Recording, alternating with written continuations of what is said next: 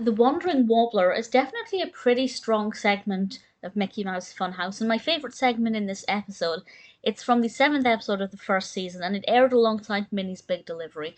Minnie's Big Delivery was okay, but the message, the moral, it wasn't very clear, it wasn't the most beneficial for the younger viewer, whereas the Wandering Warbler actually had a really strong message that is really very important, potentially life-saving in some situations, and I will explain that, so there will be some spoilers here, but I'm not going to go into too much detail about the intricacies of the segment. But Funny takes the gang to the Wild West, which I love. I'm a big fan of westerns, so that aspect of it really appealed to me.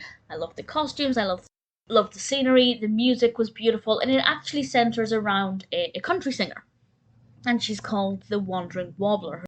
Perhaps needless to say, the reason she is called the Wandering Warbler, and I'm going to try and not say that too many more times in this discussion because it's quite a tongue twister. But she wanders off just before a big show. Just something distracts her and she goes off on a wander, and some of the characters stay behind to try and warm up the audience and prepare for the show, while a couple of the others, namely Mickey and also Pluto, who has wandered off, go off to try and find her and bring her back for the show. And she gets into a little bit of bother. And the message here, and it's a very blatant message, it's something that is stressed quite a lot, both with Mickey telling Pluto and then the gang telling the Wandering Warbler, you cannot just wander off without telling anybody, because things could go really wrong. And that's a really important message for young children, for anybody of course, but for young children who have a tendency to just wander off when something catches their attention. The message there is really severe. Now, she doesn't get herself into,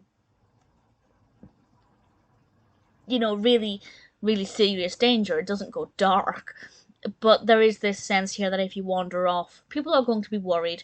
Bad things could happen. Don't do it. I like the fact that it was against a Western backdrop.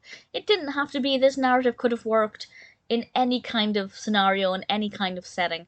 But for me as a Western fan, that aspect of it worked really well. So for me, The Wandering Warbler is a good segment, my favourite in this episode, and definitely a strong installment in Mickey Mouse Funhouse.